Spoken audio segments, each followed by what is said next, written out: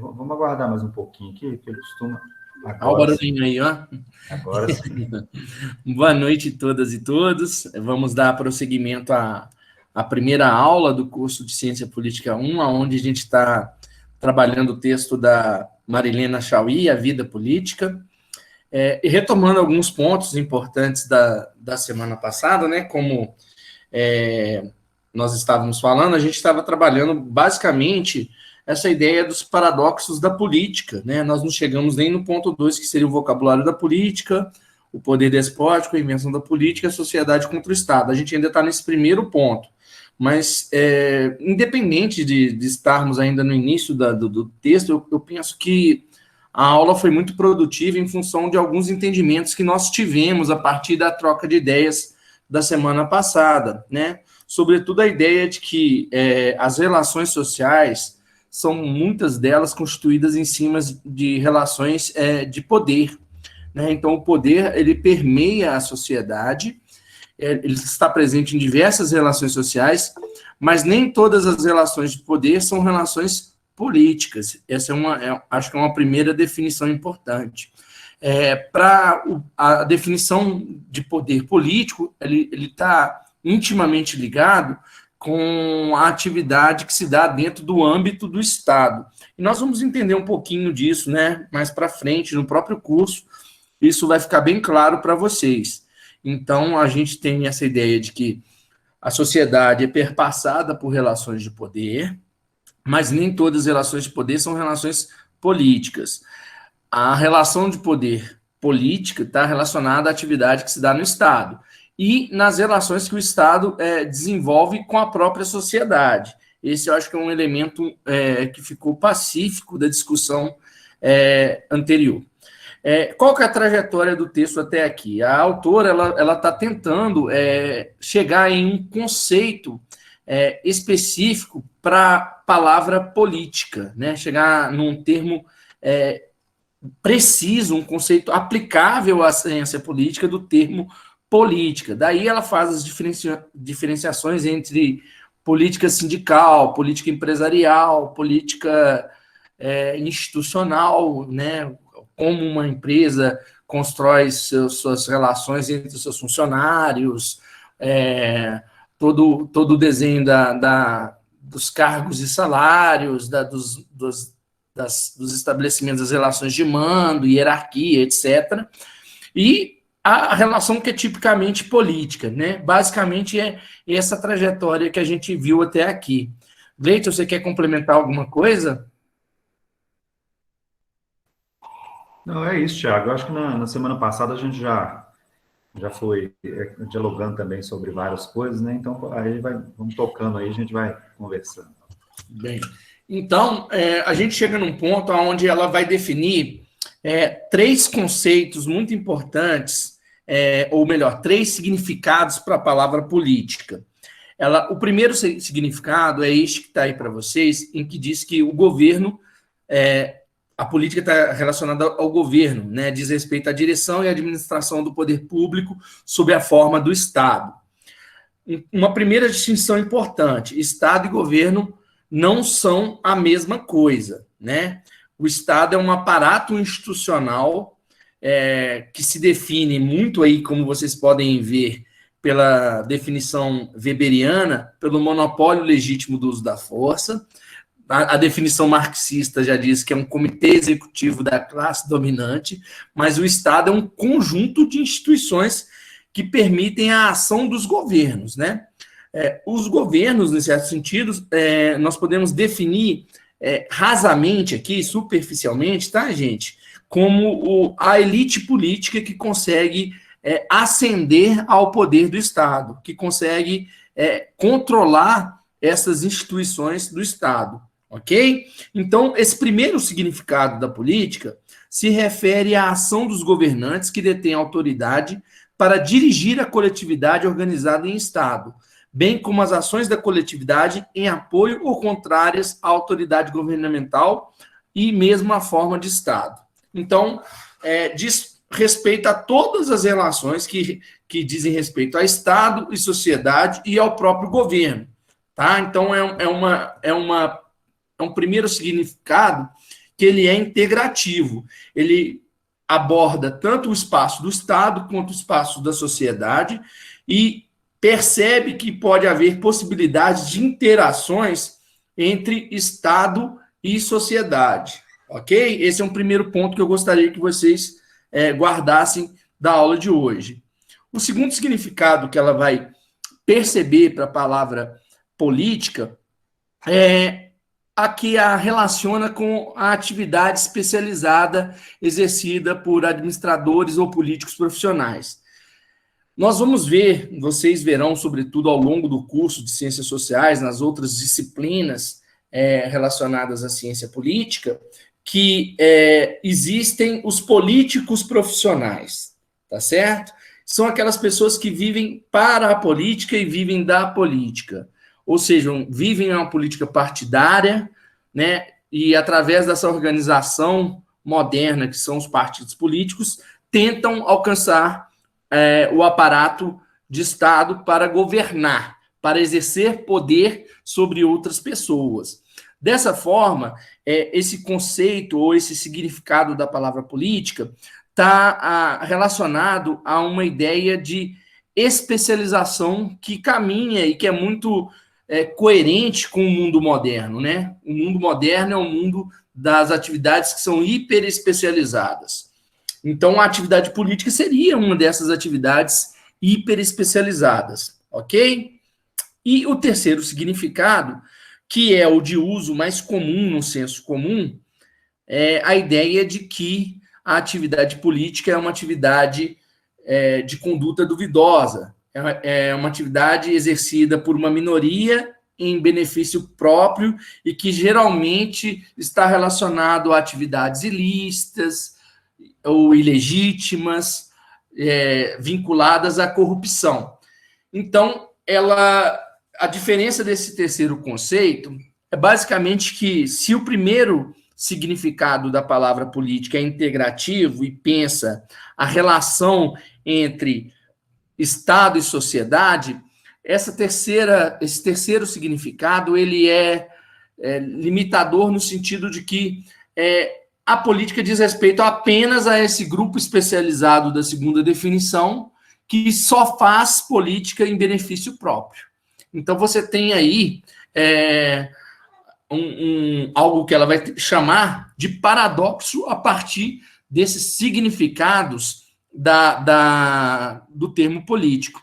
Por que é um paradoxo? Porque o significado 1 e o 3, eles são excludentes, né? Não dá para ser as duas coisas ao mesmo tempo. Ou ou a política, ela tem um significado que abrange a sociedade, que diz respeito à vida coletiva, que engloba todos os cidadãos, ou ela vai dizer respeito a um grupo muito específico que quer só se beneficiar da atividade política.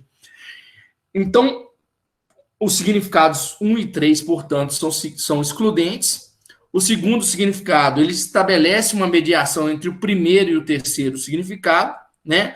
Entretanto, em relação ao primeiro significado, ele é complementar. E no terceiro, né, e em relação ao terceiro significado, ele reforça a ideia de que a política não seria uma atividade virtuosa. Aí, nas palavras da Marilena Chaui, cria-se uma visão generalizada da política como algo perverso, perigoso, distante de nós, passa-se no Estado, praticado por eles, os políticos profissionais, contra nós, a sociedade, sob o disfarce de agirem por nós, faz com que seja sentida como algo secreto e desconhecido, uma conduta calculista e oportunista, uma força corrupta e, através da política, uma força repressora usada contra a sociedade. Essa imagem da política como um poder do qual somos vítimas tolerantes, que consentem a violência, é paradoxal. Então, ela questiona esse terceiro significado, e a ideia, que é defendida no limite para a gente sair com o conceito da política, é a ideia de que há uma relação, né, entre o primeiro e o segundo significado, que leva à ideia de que a política é uma atividade que diz respeito a todos, que nos vinculam a todos, para que haja o quê? Uma ordem social. Então, assim sendo, a Marilena Chaui, ela vai afirmar que o paradoxo não se sustenta, pois a definição básica de política a descreve como uma atividade humana que permite que as diferenças e conflitos existentes em uma sociedade se processem fora da violência, modo pelo qual os humanos regulam e ordenam seus interesses conflitantes, seus direitos e suas obrigações enquanto seres sociais. Gente, essa é a definição do que ou para que serve a política, tá certo? É para que nós possamos viver em coletividade com nossas diferenças, sem que tenhamos que fazer uso constante do uso da violência para resolver nossos conflitos. Gleiton, você quer colocar alguma coisa, meu amigo? Tiago, só observar aqui que o William, ele levantou a mão. William, você quer fazer alguma questão? Oi, professor. É que eu sou o Emanuel, na verdade, a gente está assistindo junto aqui. Sobre esses conceitos, quando eu estava lendo, eu tinha anotado uma dúvida aqui, que eu acho que é um pouco óbvio, mas é bom até para salientar, dar uma ênfase se é isso mesmo. Que o terceiro significado de política, que eu vi na minha observação como uma forma de afastar as pessoas que não são a classe dominante da política, para que a classe dominante se mantenha no poder e manipule a massa. Seria para isso? Acho que a reflexão dela é um pouco assim. Foi Emanuel que fez a pergunta? Isso. Ah, tá. Emanuel, acho que a questão dela é um pouco o seguinte: é de que essa concepção, que é uma concepção que acaba sendo muito comum na nossa sociedade, é uma percepção que as pessoas têm de maneira geral, né? Ela acaba tendo como consequência isso que você está colocando assim, isso que você está colocando, ou seja, as pessoas acabam se desinteressando pela política, participando cada vez menos da política, né? E isso é um paradoxo, né? Essa coisa que ela está falando dos paradoxos, dessas espécies de contradições, né? Porque a política é algo que diz respeito a todos nós e que serve para que nós, como o Tiago comentou aí, possamos resolver os nossos problemas, os nossos conflitos, sem apelar para a violência, né? Então, assim, o que ela está chamando a atenção, Manoel, é que essa concepção da política como algo ruim, como algo que não é para nós, meros mortais, nos envolvermos, né? Isso acaba tendo como consequência esse desinteresse pela política como um todo, essa apatia, né, pela política como um todo, de maneira geral. Paradoxalmente, sem a gente perceber de que quando nós estamos falando de política, nós estamos falando de questões que nos afetam diretamente, que afetam a nossa vida. Porque sempre que nós falamos das atividades políticas, nós estamos falando daquelas atividades que dizem respeito à coletividade, dizem respeito à nossa vida em sociedade, que é inescapável, como a gente estava conversando na aula passada, né? O fato de que nós, seres humanos, somos seres sociais, faz com que questões coletivas apareçam. Essas questões, elas são inescapáveis, elas sempre aparecerão. Então, a nossa vida, ela é o tempo inteiro influenciada por uma série de decisões coletivas, ou seja, de decisões políticas, decisões públicas, que nos afetam diretamente, que nós temos que participar ou temos que, pelo menos, nos informar, nos inteirar sobre essas decisões, sobre as políticas que são, né, adotadas e assim por diante. E aí tem um pouco a ver com a sua questão, Yasmin, que a Yasmin tinha escrito também uma observação, Tiago, no chat, de que em determinado momento do texto, a Marilena Chaui disse assim que a neutralidade diante de uma determinada questão é também um posicionamento político, né? E de fato, tá certo, gente? Porque quando nós falamos de política, vejam bem, nós estamos falando de ação humana. E a neutralidade, não fazer nada diante de uma determinada situação, é também uma opção, é também uma ação política, tá?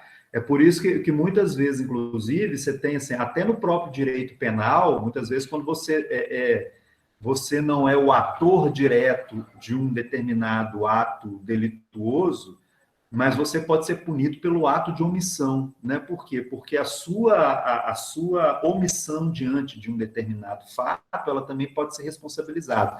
No campo da política, é isso também, né? O nosso desinteresse pela política, ou por uma determinada situação política, ou por uma determinada decisão política, ela é também um posicionamento político, né? Então, é um pouco essa observação que ela está fazendo aí.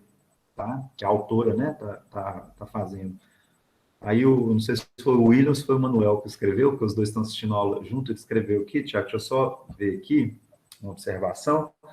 Acaba que quem entende as regras do jogo domina e se mantém no poder, e quem é afastado do debate apenas segue passivamente, e é o que mais se vê.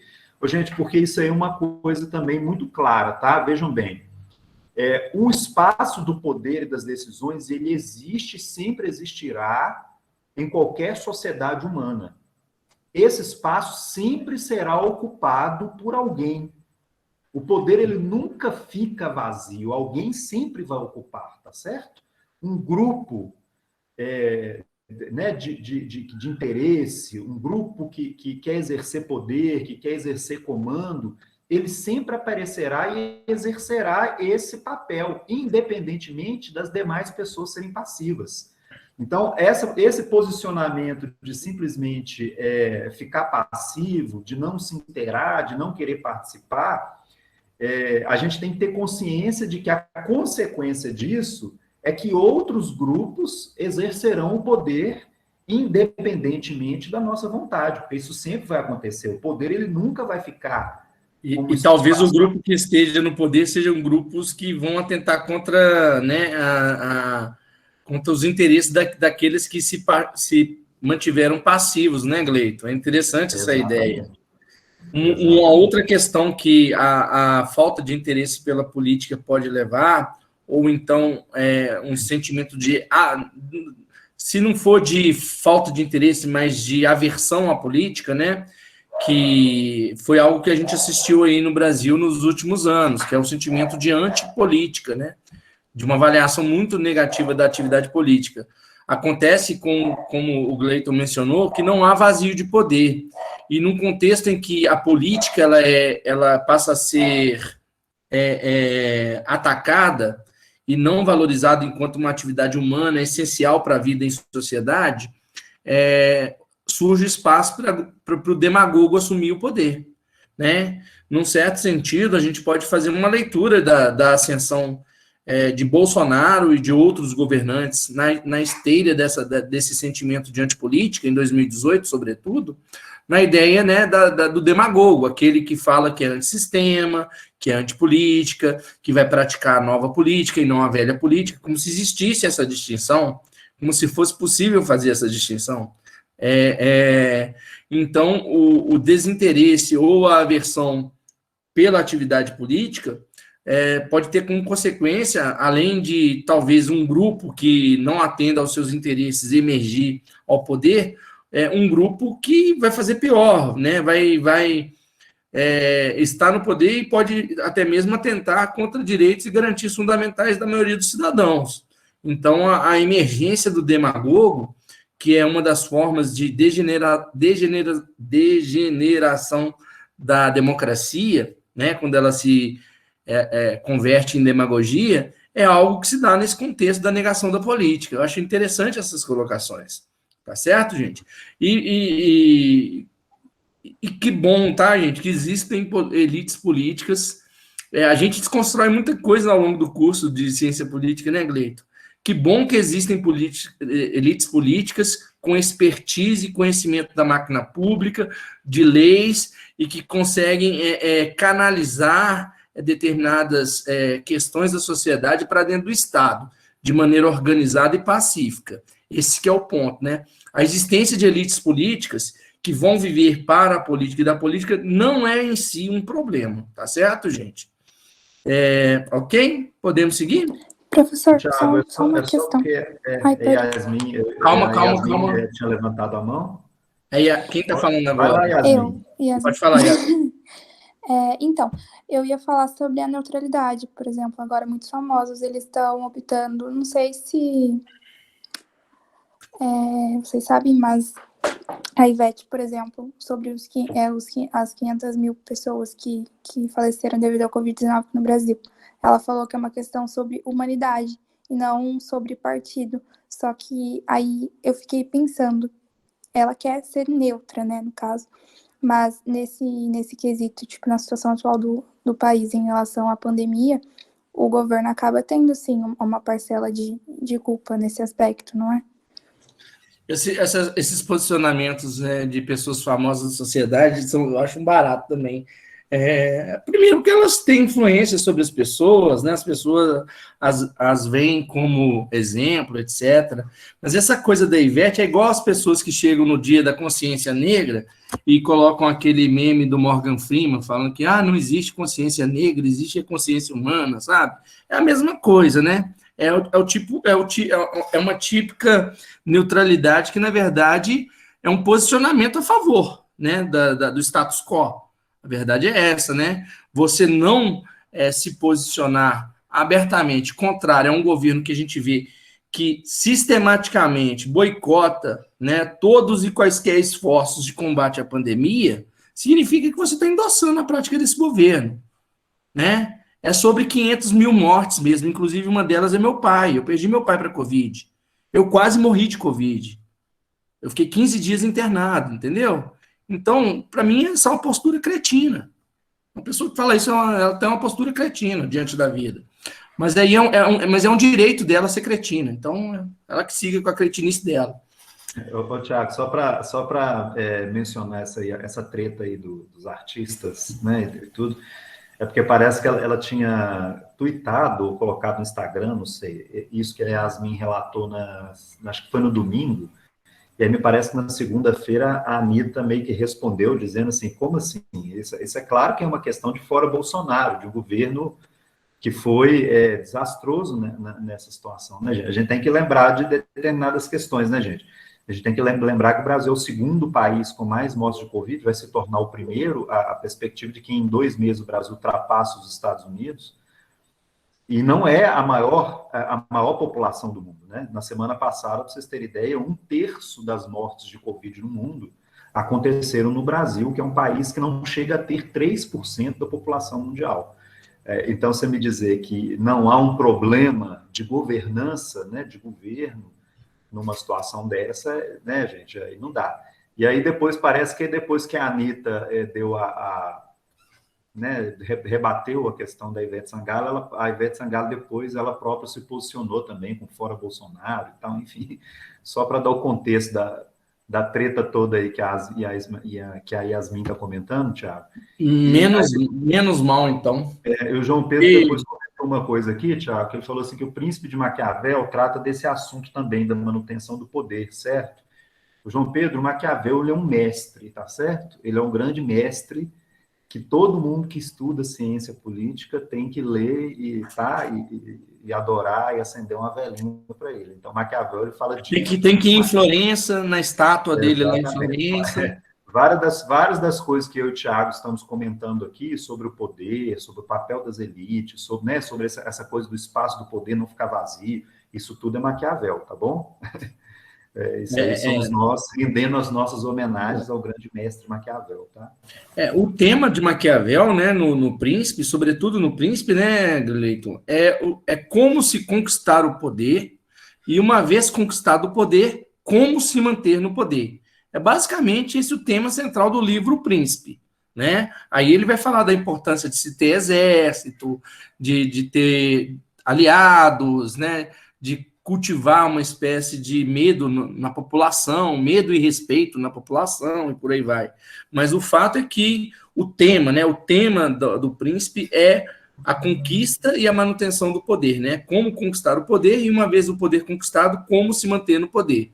De fato, é um tema presente, sim, na obra do Maquiavel. Podemos seguir? Daniel levantou a mão. Você quer comentar alguma coisa, Daniel? Ei, professores, boa noite. Só que vai na linha do que a Yasmin falou sobre a neutralidade, que eu fiquei pensando, por exemplo, se uma pessoa uma pessoa de uma comunidade externa, por exemplo, vai para um outro lugar onde tem essa questão de partido político, mas ela não conhece, não entende como funciona, por exemplo.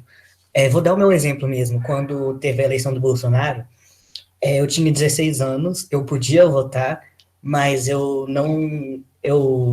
concluí que eu não sabia o suficiente de política para realmente me inserir naquele cenário, e por isso eu não votei. Mas aí foi uma opção minha, assim, não que eu seja a favor ou contra, na época eu não entendi o suficiente. E aí eu fiquei pensando, porque vieram muitas pessoas me falar que se você não se coloca, você está indo para o lado do opressor e coisa assim. E aí eu fiquei muito confuso, porque teve muita gente que caiu em cima de mim, assim. Então eu queria saber que você estava falando sobre isso, o Cleiton estava falando sobre isso, sobre a neutralidade. E aí eu queria saber, assim, se isso é de fato uma coisa de se manter neutro é o lado do opressor ou coisa assim. Daniel? Daniel, veja bem, uma das principais formas de participação da população, dos cidadãos, em uma democracia moderna é o momento eleitoral. Não é a única, tá? É talvez a principal para o modelo que a gente tem, né? É o momento de votar, escolher ali as elites políticas. Entretanto, a participação política, ela tem, e aí você tem toda uma área de estudo dentro da ciência política, que é a área de comportamento eleitoral, né? Onde as pessoas, onde os cientistas políticos estudam como e por que as pessoas votam, e não é algo tão banal e algo tão trivial assim, viu, Daniel? Então, você não precisa ficar mal pela sua não escolha em 2018 em função disso, porque participar politicamente e ressaltando o momento eleitoral requer se informar, requer custo. Participar da política requer algum custo, né? Imaginem, se informar requer no mínimo tempo, né? Parar diante de um computador, ler as notícias do jornal, ler as notícias dos sites de comunicação, cotejar uma informação e outra, tentar ver se aquela informação tem credibilidade ou não tem credibilidade. A gente viveu um processo político em 2018 com uma série de elementos. Você tinha ali a antipolítica, você tinha o antipetismo, você tinha uma enxurrada de mentiras, de fake news circulando. Então, foi um contexto muito complexo em 2018. Então, não se sinta culpado.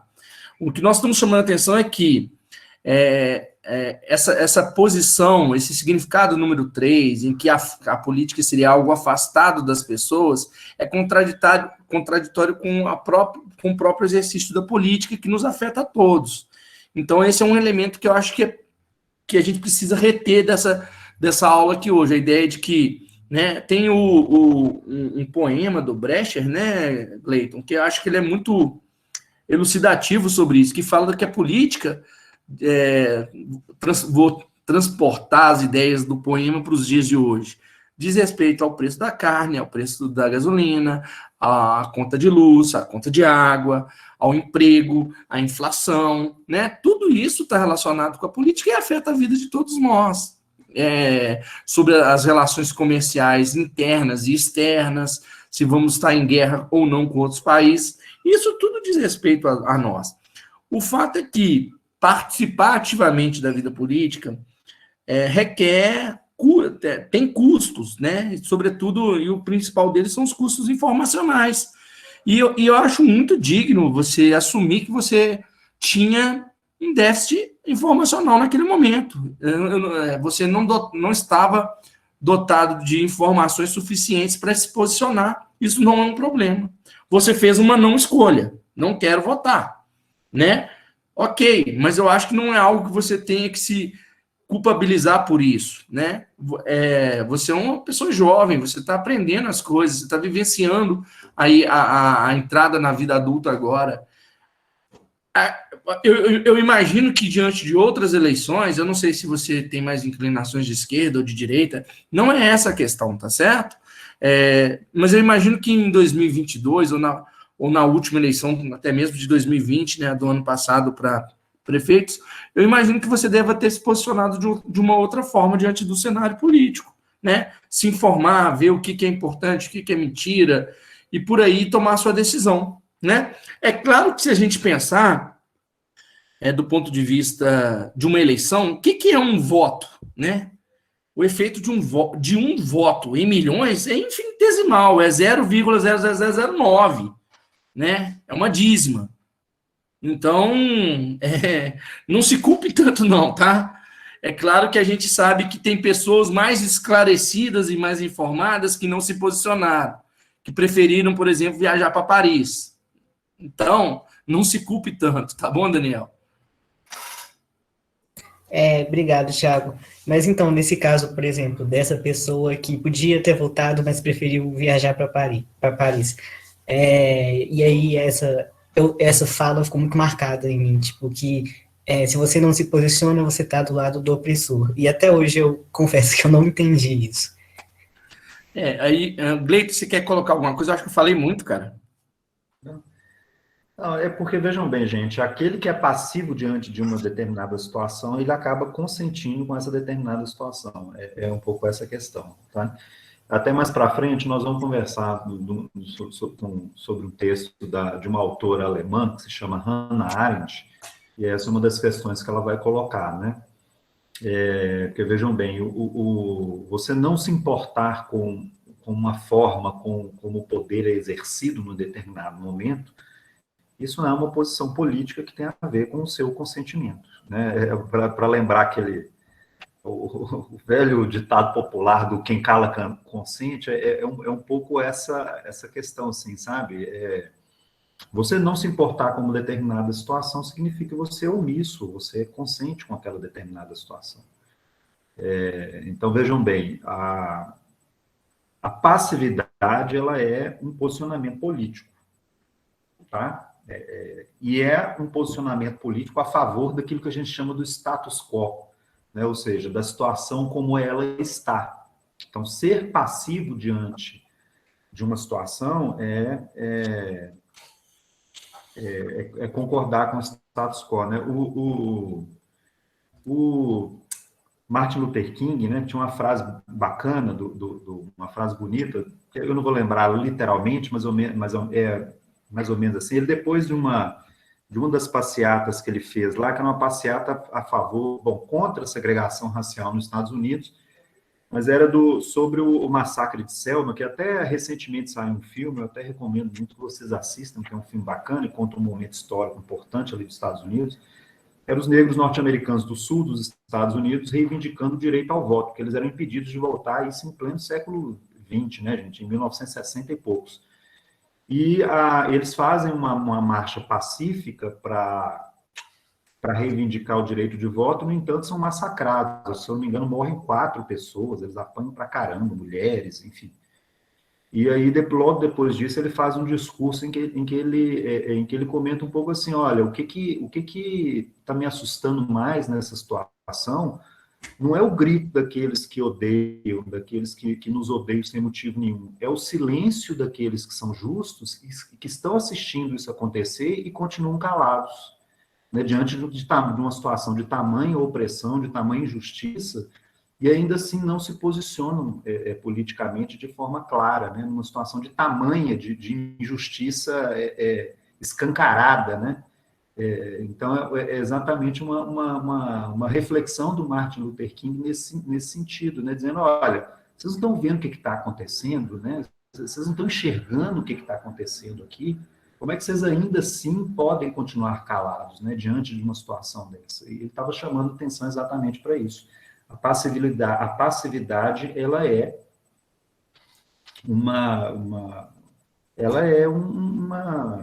uma situação, um posicionamento político que auxilia a situação como ela está. Tá? Então, um pouco essa reflexão. O Thiago Bueno até comentou aqui que a Hannah Arendt também faz uma reflexão dessas, exatamente. Nós vamos conversar posteriormente sobre a Hannah Arendt, Thiago. Então, gente, para fechar essa primeira parte do texto, em que ela apresenta esses paradoxos, né? Aí ela chama a atenção de que a política é uma atividade humana, portanto, ela é uma invenção humana, criada, sobretudo, pelos gregos, né, e romanos.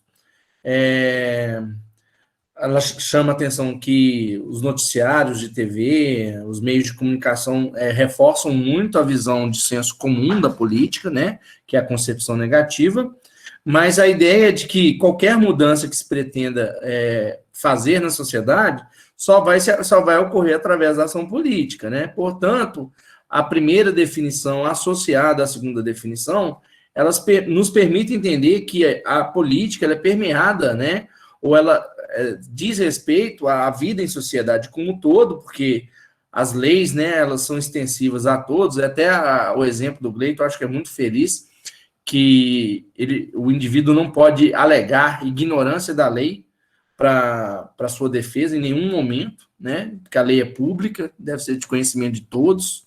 Então, né, é claro que isso é ideal, né, ninguém sabe todas as leis, até mesmo, imagino, até um jurista não deve saber todas as leis, mas o fato é que a ideia é que há uma certa necessidade de vivermos a vida pública em alguma dimensão, seja participando de uma associação de moradores, da associação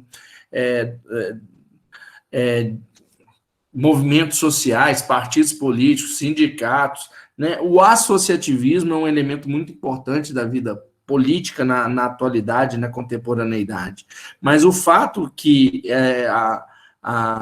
eu ia falar da Hannah Arendt, mas a Hannah Arendt fala isso também, mas que a Marilena Chauí está chamando a atenção, é que essa atividade, né, construída pelos homens, que é a política, e que a Hannah Arendt vai falar que é a principal atividade humana, né, que é a principal ação humana é a política, a Marilena Chauí está chamando a atenção, olha, é uma invenção, e é uma invenção dos gregos e dos romanos, e que dizem respeito à ideia de que é necessário uma vida pública, tá certo?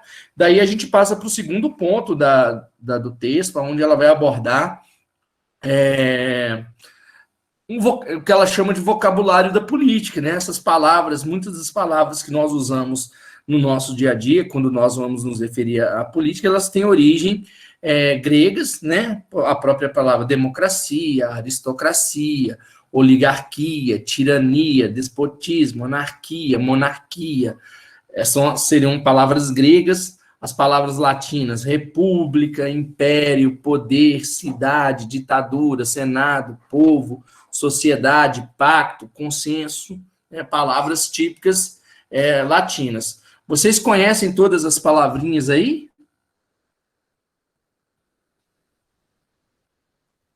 Eu admito que não.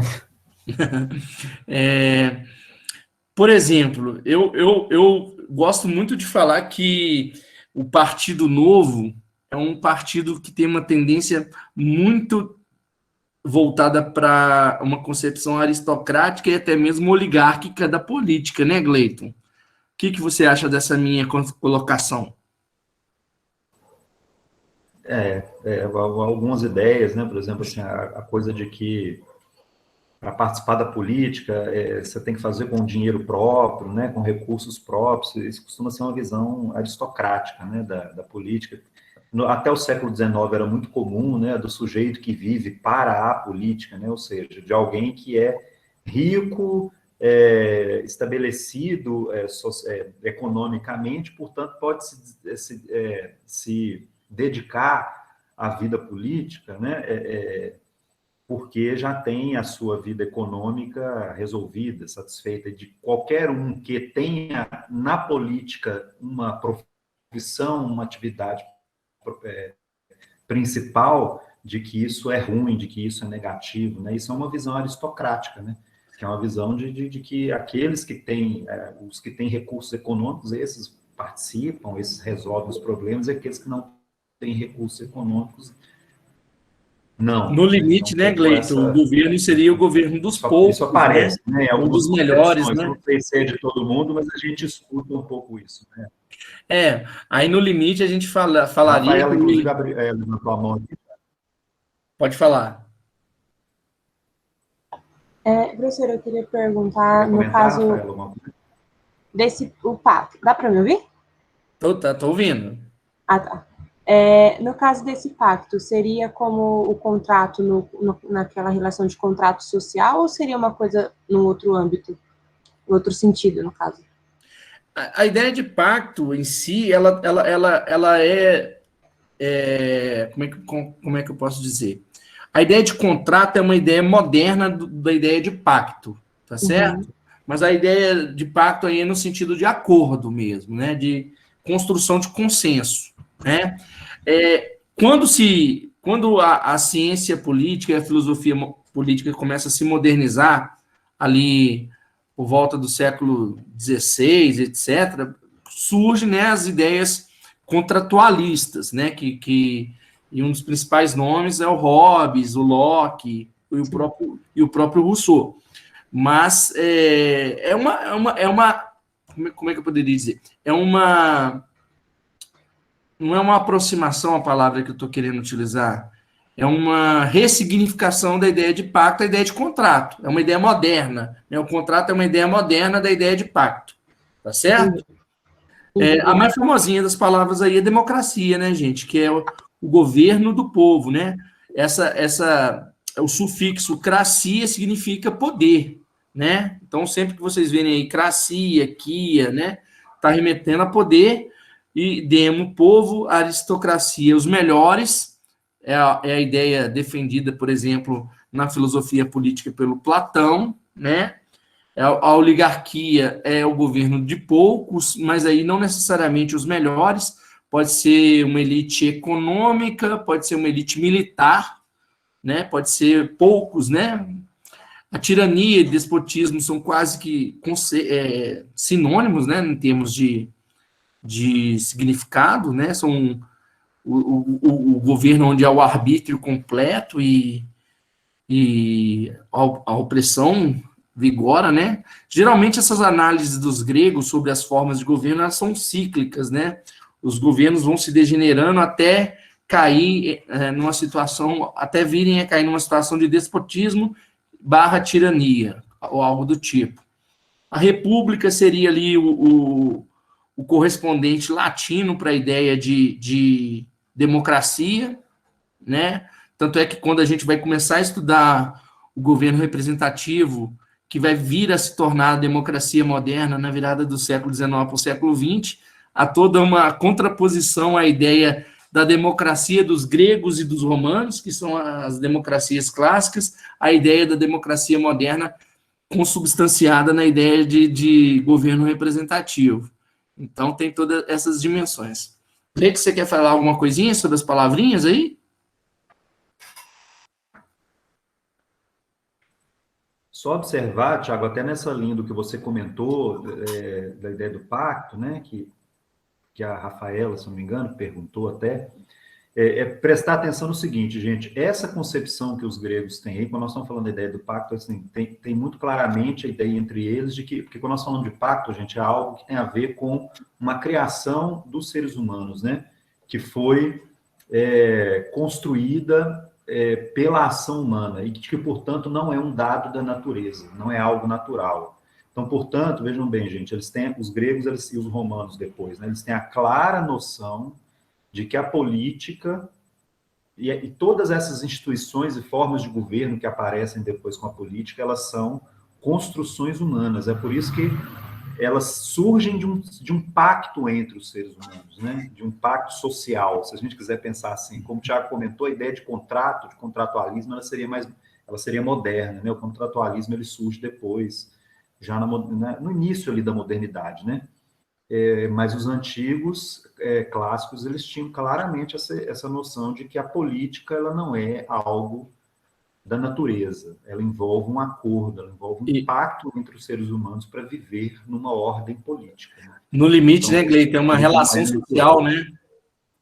Exatamente, em relações sociais, né? Que é isso, vejam bem, o Aristóteles, por exemplo, ele percebe a vida em sociedade como algo que é próprio do ser humano. Mas a vida em sociedade ela pode se organizar de diferentes maneiras, é um pouco aquilo que a gente comentou em relação ao poder, né? Agora, a política e as suas instituições, isso é uma criação humana, isso não é fruto da natureza, e por isso mesmo, gente, se é fruto da ação humana, cabe aos seres humanos estabelecerem essas instituições e atuarem constantemente para que elas não decaiam, para que elas não caiam, né? como o Tiago estava comentando, é por isso que a noção greco-romana da política é sempre uma noção cíclica. Por quê? Porque as instituições humanas, como elas são fruto da ação humana, elas sempre estão sujeitas ao perecimento, à corrupção e a decair, e acabar. É por isso que a ação política ela é importante, né? É por isso que nós, seres humanos, temos que atuar politicamente no mundo, se quisermos viver organizados politicamente, porque senão essas instituições elas vão decair. E ao decair, nós vamos cair, né, em outras formas de organização do poder que não são políticas. Né? E aí isso não é uma coisa boa. Né? Um pouco essa questão aí que a Marilena Chaui está mostrando para a gente. A política, no limite, né, Gleito, ela vai se contrapor ao que ela vai chamar de despotismo, como nós vamos ver adiante, né? Exato. Que seria uma forma degenerada do exercício da política, né? Quando o poder é exercido em nome de um, em benefício de um, em que há o predomínio do arbítrio e coisas do tipo. Quando já não tem política, na verdade, né, Tiago? Há uma ausência da política, né? A completa negação da política, né? Aí algumas outras os significados das palavrinhas, né? Polis diz respeito à cidade, que seria a comunidade organizada formada pelos cidadãos. Daí surge a palavra políticos. Na Grécia Antiga eram os homens, gênero masculino, nascidos no solo da cidade, livres e iguais, portadores dos direitos inquestionáveis. Quais seriam esses direitos? Isonomia, igualdade perante a lei, e isegoria, direito da palavra, né, de igualdade de expor as suas opiniões em público. E da política diz respeito aos negócios públicos dirigidos pelos cidadãos. Aí vem todas as questões relacionadas a costumes, leis, erário público, organização e defesa da cidade, da declaração ou não de guerra a povos estrangeiros, administração de serviços públicos, né? E isso era muito desenvolvido tanto na Grécia quanto em Roma, né, Gleiton? E é interessante chamar a atenção para como a ideia de democracia é uma ideia muito limitada para aquela época, né? Porque os cidadãos, né, aqueles que eram considerados cidadãos, eram apenas os homens, livres e nascidos na cidade, né? Mulheres não eram consideradas cidadãos, escravos não eram considerados cidadãos, estrangeiros não eram considerados cidadãos, apesar de viverem ali na comunidade da Grécia, etc., né? Mas o interessante é que dessa vida pública na Grécia tem essa coisa de você vivenciar as atividades públicas, inclusive com vários cargos públicos sendo atribuídos aos indivíduos, aos cidadãos, através de sorteio, por exemplo, né? Aqui são termos, então aqui são termos gregos, tá certo, gente? E aqui são termos latinos, né? Termos ligados a Roma, né? Civitas é o equivalente latino de polis, cidade, né? Res pública é a tradução latina de política, tá? Política. Populus romano equivale a políticos. Polis e civitas correspondem aí imperfeitamente ao que hoje chamamos de Estado, né? Professor? Sim. Só uma dúvida. Eu me perdi um pouco, mas essa sociedade não vivia numa oligarquia, que é totalmente diferente da democracia? Não necessariamente. Vejam bem, segundo a perspectiva, vamos pegar o exemplo de Platão, tá? Platão, ele é um crítico da democracia grega, porque, segundo Platão, foi a democracia que foi responsável por condenar à morte o seu mentor, o Sócrates. Então, ele constrói todo o seu... Vejam bem, tá? Não é o Sócrates que jogou no Corinthians, não. Isso é importante, tá, gente? Piada boa e piada de velho. Meu filho me chama de boomer, não é à toa. Mas a ideia é de que esse governo do povo, né, ele era imperfeito e ele tinha uma grande inclinação para se degenerar, sobretudo numa espécie de anarquia, né? E ele vê com maus olhos o julgamento de Sócrates. Daí ele vai conceber uma ideia de que a igualdade política, tal como defendida na democracia, ela é prejudicial à razão, porque o exercício da política ali não seria o exercício dos melhores. A ideia necessariamente de política, né, não necessariamente que eles viviam uma oligarquia ou uma aristocracia. Tal como a filosofia política vai conceber as formas de regime, democracia, aristocracia, oligarquia, tirania, que culmina no despotismo, que é a ausência completa da política, pode se dar a partir da própria negação da política, né? É um exercício de filosofia política ali que o Platão e o Aristóteles e outros, né, contemporâneos da época faziam. A própria República Romana, com o passar do tempo, ela vai perder o seu caráter de... Vou usar o termo grego para falar de Roma, né? Mas ela vai perder o seu caráter democrático para se transformar numa ditadura, né? No governo ali dos Césares, né? Dos imperadores, né? O poder vai se concentrar na mão de um só. Quando Roma deixa de ser uma república e passa a ser um império, por exemplo, tá certo? Sim. Gleiton, quer complementar a resposta? Não, perfeito, Thiago, é isso mesmo. E aí só chamar atenção para essa coisa, portanto, né, gente, nós estamos falando da política ou da invenção da política, como a Marilena Chauí vai falar do texto, nós estamos falando então da polis grega, né? Então essa palavra polis, ela é importante quando nós falamos de política, né? E traz essa questão fundamental, assim, que eu acho que é interessante, mas eu acho até que no texto depois tem os tópicos ali. Se a gente estava falando daquela coisa da política como uma forma de organização do poder, eu acho que tem esse elemento que é fundamental, que é o fato de que os gregos, ao inventarem a polis, eles estavam inventando uma forma de poder que não se exerce de maneira arbitrária, que tem limites, né?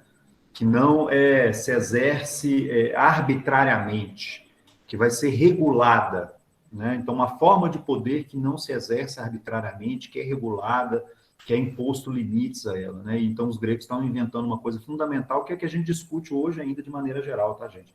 A ideia de que todo poder, se ele não é limitado, ele vai ser arbitrário, ele vai se tornar opressor, né, Gleiton? Ele se torna opressor, né? Então, todo poder, ele é...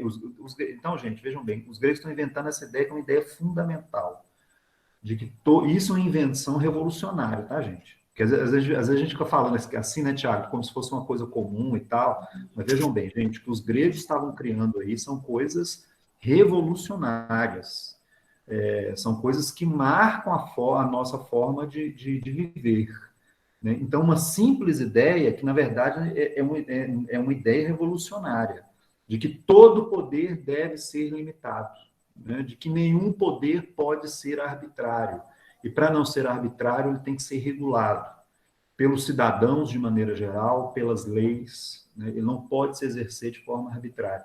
Essa vai ser uma ideia força da organização da polis, tá, gente?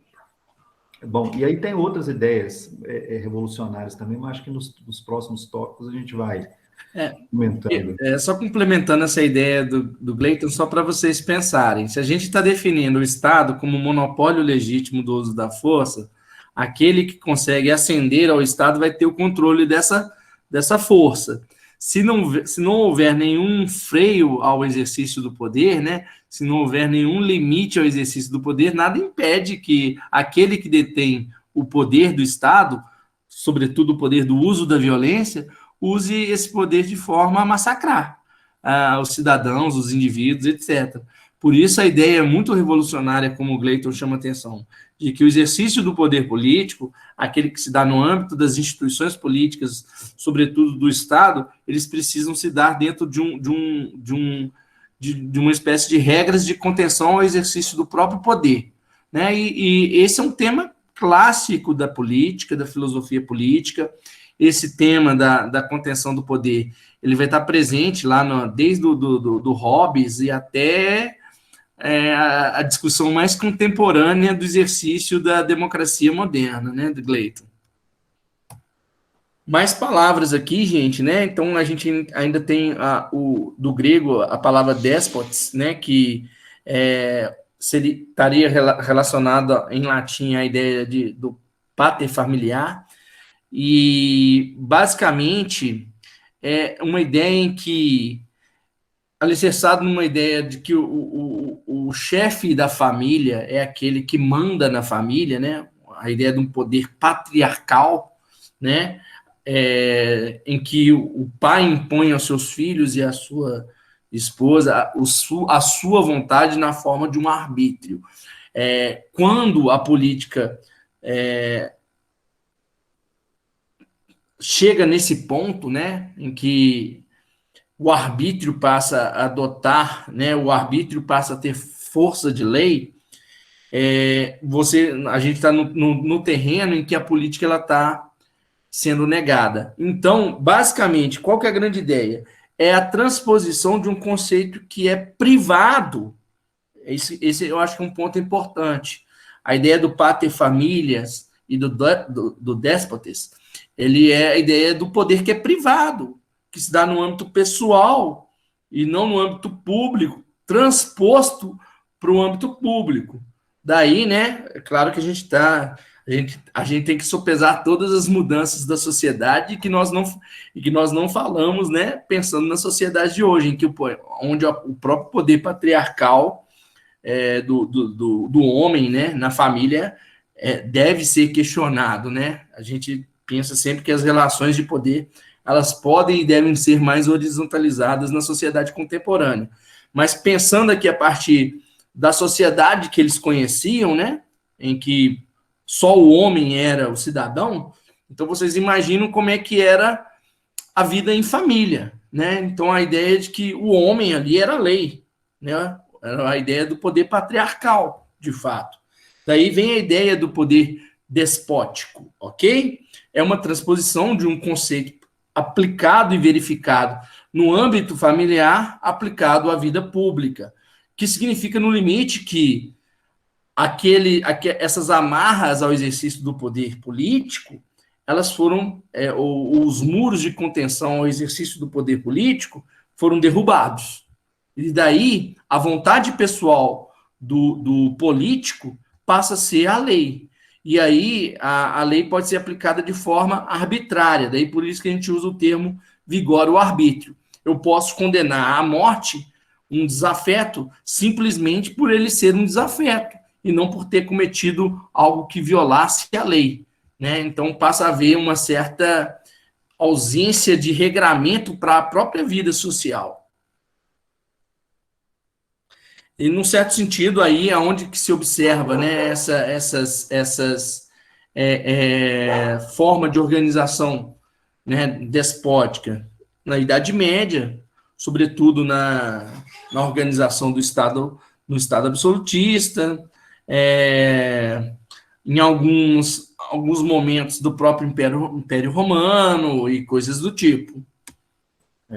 Isso é até interessante, Thiago, porque assim, o Aristóteles, por exemplo, que vai escrever muito sobre isso, gente, essa coisa do despotismo era o que os gregos tinham pavor, tá certo? Isso aí era o que os gregos tinham pavor. Quando eles olhavam, principalmente para os impérios do Oriente, que eram velhos inimigos deles, né? Vamos lembrar toda aquela coisa lá do filme do 300, que é o Império do Oriente, lá os persas que estão tentando invadir a Grécia, aquela história toda, né?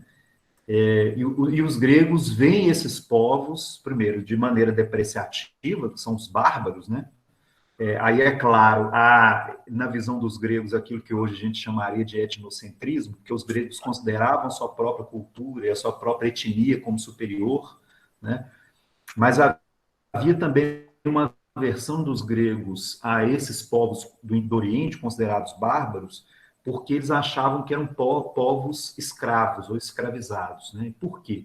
Porque eram povos que aceitavam ser governados por déspotas, por aquilo que os romanos depois vão traduzir como patriarcas, né? Aí, gente, é isso que o Tiago comentou, é a figura do pai de família que governa com mão de ferro, de maneira arbitrária, todos aqueles que estão sob seu poder. Então, os bárbaros, na visão dos gregos, eram aqueles que não falavam grego, mas eram, sobretudo, aqueles que aceitavam ser escravos nas mãos de um déspota. E eles, gregos, eram livres que não aceitavam essa situação, tá? Vejam bem, gente, o Tiago até comentou aí da coisa da família, né, Tiago? A gente tem que lembrar isso. Olha, qual que é a percepção dos gregos aqui, gente, no mundo antigo? A família, ela é o reino da violência, tá? Porque você tem na família o pai de família, que domina a mulher de maneira violenta, e os seus filhos e os seus escravos, se ele for um escravocrata. E Gleito, só um detalhe. Opa, Tiago, vai lá. Um parênteses aqui de informação. Inclusive, a relação afetiva, amorosa, se dava, tem historiografia sobre isso, eram relações homoafetivas, né? A mulher era basicamente um ser para procriação, né? Tem muita literatura sobre isso, questões que trazem essa dimensão da ideia de que o amor era exercido, o amor vivenciado entre os gregos era vivenciado dentro da esfera homoafetiva, né? Olha que perspectiva interessante. Exato, porque as mulheres eram completamente inferiorizadas, né? Então, vejam bem, nem as relações amorosas eram entre homem e mulher, porque a mulher é um ser inferior. Mas isso, vejam bem, gente, isso era até outro dia, né? Porque nós estamos falando dos gregos lá na antiguidade, mas isso se aplicaria tranquilamente às sociedades patriarcais, de maneira geral, que nós tivemos e ainda temos, né? Porque aí são as coisas interessantes a gente observar, né, Tiago? Vejam bem, gente. Outro dia eu estava lendo, em função dessas coisas aí que aconteceram, de crianças mortas por padrastos, com participação de mães e tudo mais que a gente acompanhou, que aconteceu aí. Vejam bem, na sociedade brasileira, cerca de 20% das crianças brasileiras sofrem abusos e maus tratos. E onde esses abusos e maus tratos acontecem? É no espaço familiar. Tá certo? Então, nós falamos ainda hoje de Brasil de século XXI, da família como um espaço ainda de violência. Se a gente for contar, então, a quantidade de casos de feminicídios, né, de agressões contra mulheres e casos desse tipo, aí nós estamos falando, então, né, para a gente ter a percepção de isso, nós estamos falando de Brasil século XXI, tá? Então, a família, gente, não tenho dúvida disso, a lógica da família é a da violência, da hierarquia, a da imposição da força, tá? A gente estava falando daquela coisa de que as relações sociais sempre têm poder. Tem poder. A questão é como o poder se exerce. No espaço da família, existe o que existia, né? Tal era a lógica da força. Aí a gente pensa assim, tá, mas a família mudou muito nos últimos anos, né? Já não é mais igual era lá na antiguidade, ou era lá no século XIX e tal. Mas vejam bem, gente, vamos refletir aqui. O que alterou a lógica da família?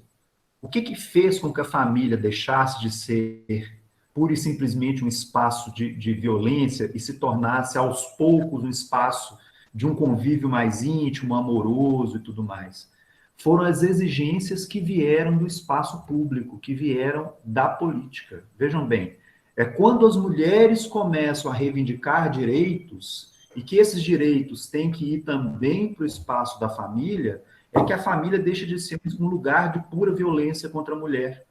É quando se começa a reconhecer direitos para a criança e para a adolescência, é que as crianças passam a ser mais respeitadas, né, do que eram no passado, tá certo? Porque, vejam bem, né, eu me lembro ainda, quando eu era criança, de vários comentários, antes ainda do Estatuto da Criança e do Adolescente, né, de vários comentários, por exemplo, quando uma menina, às vezes, era estuprada no âmbito familiar e tal, de comentários de, mas também ela deve ter deixado, mas também essas meninas de hoje em dia não se dão respeito, tá certo? Esse tipo de comentário, gente, ele era comum até anos atrás no Brasil.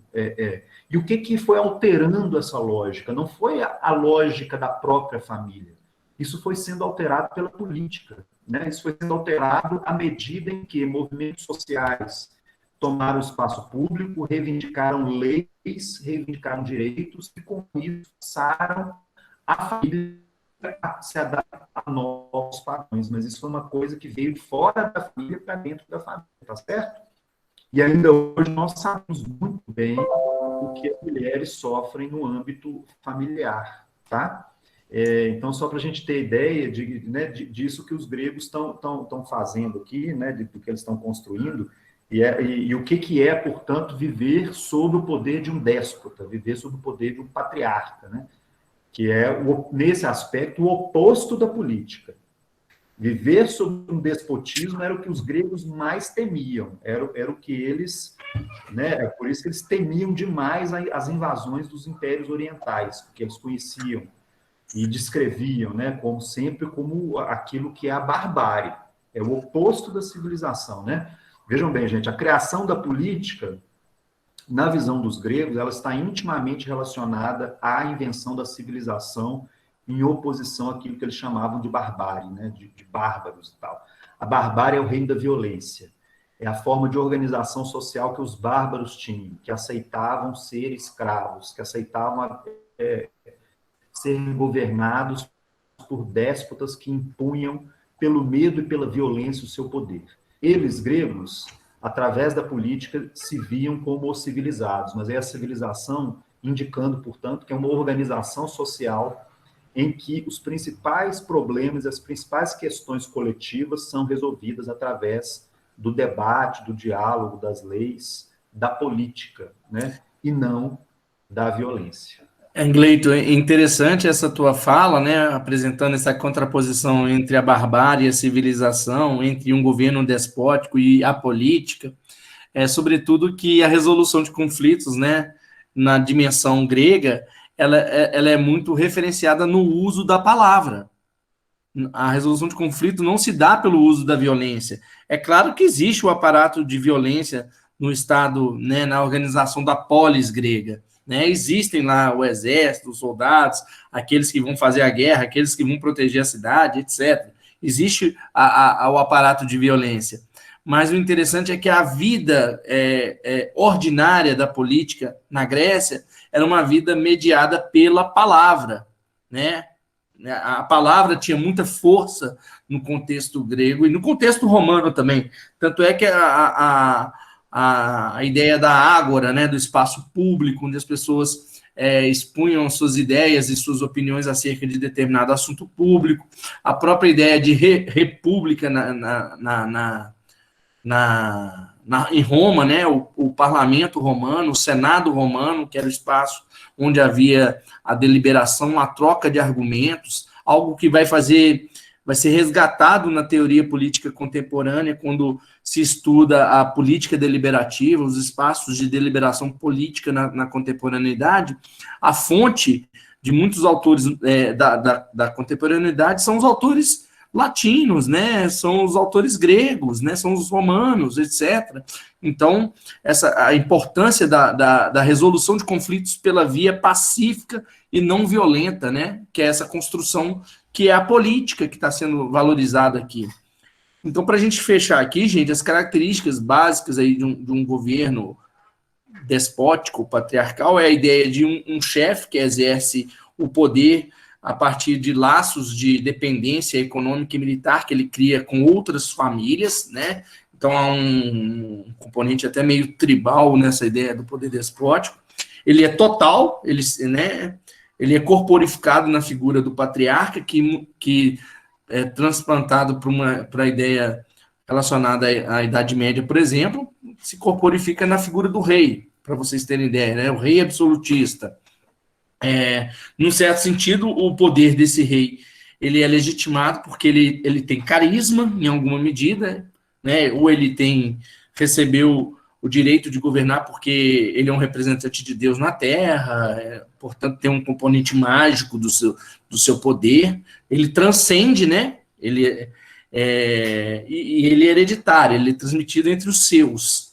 Portanto, essas são características básicas aí do poder despótico patriarcal. E como nós já enfatizamos, né, que não aparece nessa tela, mas já apareceu nas outras, ele é um poder arbitrário.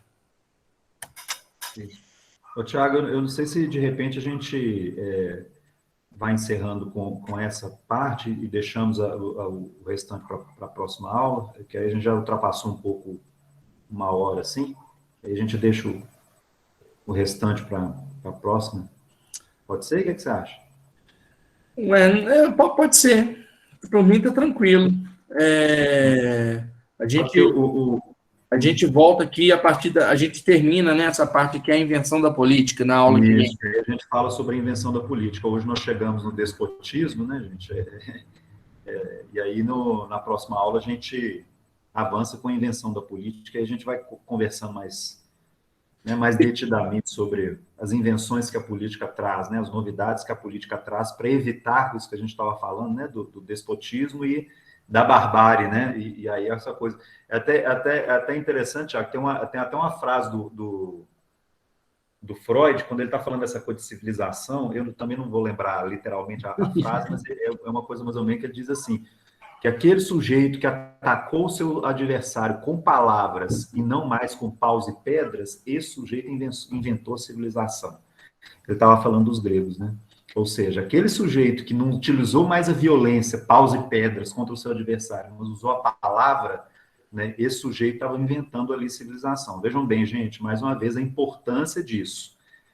Os gregos estavam inventando essa coisa, da gente resolver os nossos problemas, os nossos conflitos, não pela violência, mas utilizando a palavra. A palavra que o Aristóteles dizia, o uso do discurso, da oratória da palavra, a capacidade da comunicação, que o Aristóteles dizia que era o que diferencia o ser humano dos outros animais. É o fato de que o ser humano é capaz de utilizar a palavra e a oratória. Portanto, a política é aquilo que é próprio do ser humano, né?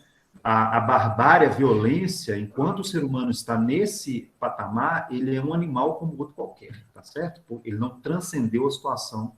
Ele é animalizado, né, Gleito? Ele não se tornou humanizado ainda. Tiago, só que o William comentou aqui que a Igreja Católica é um exemplo de poder despótico na atualidade, por conta do poder estar centrado no Papa, o Vaticano.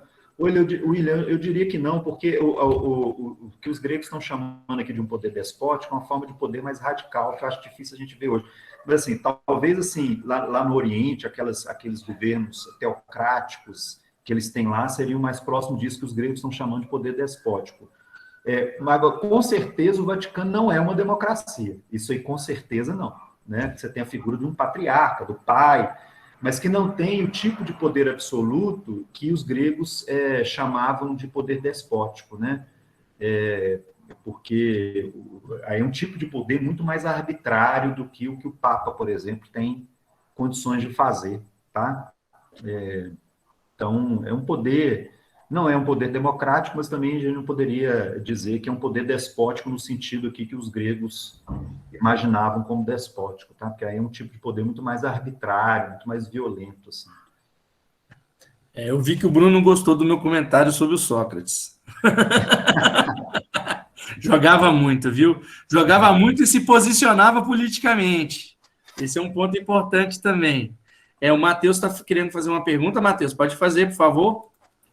Olá, boa noite. Na verdade, nem que vai ser uma pergunta, só que quando eu estava fazendo direito, eu tive aula de ciências políticas, e meu professor ele indicou um filme para nós ter uma ideia de poder, de política, e eu queria passar para a turma, que o filme chama Ângora, ou Alexandria. Você pode achar com os dois nomes o filme na internet, que o filme fala como os greco-romanos eles tinham uma biblioteca e lá eles tinham quase o conhecimento do mundo todo. E lá no filme mostra o poder deles a partir desse conhecimento. Então, é um filme muito da hora, que eu recomendo. O começo é meio chatinho, mas depois o filme te prende, tem os ataques, tem muitas coisas de religião, que é o cristianismo, briga de religiões, briga de política. É um filme que o meu professor me indicou e eu gostei demais. É um filme escreve o nome dele para nós aqui no chat, aí que fica aí a referência. Obrigado pela dica. Que isso? Filmes, séries e músicas podem indicar que a gente gosta. Eu sempre indico músicas, séries, filmes. Por exemplo, eu gosto muito de indicar, quando eu vou falar do Hobbes, eu gosto muito de passar um filme, que é o Ensaio sobre a Cegueira, baseado no livro do José Saramago, né? Para falar ali de estado de natureza, contrato. Eu sempre uso esses recursos que extrapolam, né, a sala de aula, que vai para o audiovisual, que vai para a literatura, que vai para a música, é importante. Ô, Thiago, o Matheus deu essa dica, a Letícia tinha dado também uma dica de que tem um livro que está gratuito no e-book, o e-book na Amazon, traz 150 termos para entender a política. 150 termos para entender política, olha só que bacana, hein? Vamos baixar, né, Gleiton? É e-book? Ainda mais que tá de grátis. É e-book? Ah, é e-book, olha só. Nossa, eu vou fazer isso agora. Será que, como é que eu faço para baixar? Porque meu negócio está no meu celular, meu negócio da Amazon, para eu poder... Ô, Matheus, aí você escreve a referência... Ah, tá, o Matheus já escreveu que a referência, o filme se chama Ágora, tá, gente? Pra quem quiser. Tem para entender sobre esse período, meio, né? É claro que de maneira anedótica, assim, anedótica não, mas de maneira ficcional, né? Não como uma verdade verdadeira, né? Você tem filmes blockbusters mesmo, né, Gleiton? Você mesmo citou aí o 300, tem o Alexandre, né?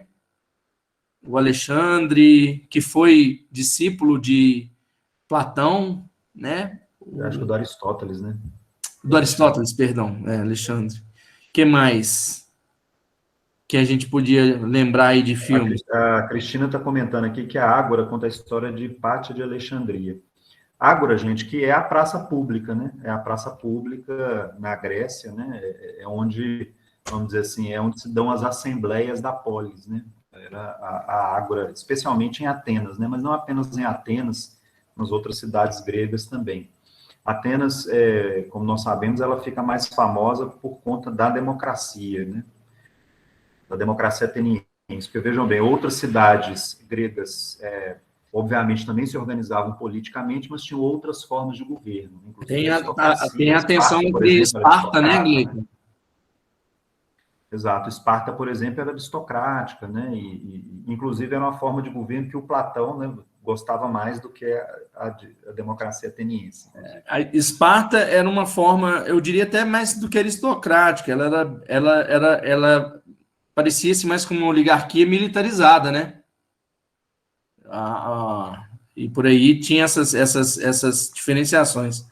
Mas a ideia, né, de fato, a Grécia, e sobretudo Atenas, nos lega a ideia de democracia, que eu acho que já, né, para o ponto de vista do pensamento ocidental, né, e a forma como nós organizamos a nossa sociedade, é algo que nos é muito caro, né, Gleiton? Isso. Ô, gente, mais alguma questão? Mais alguma observação? Aqui tá tranquilo.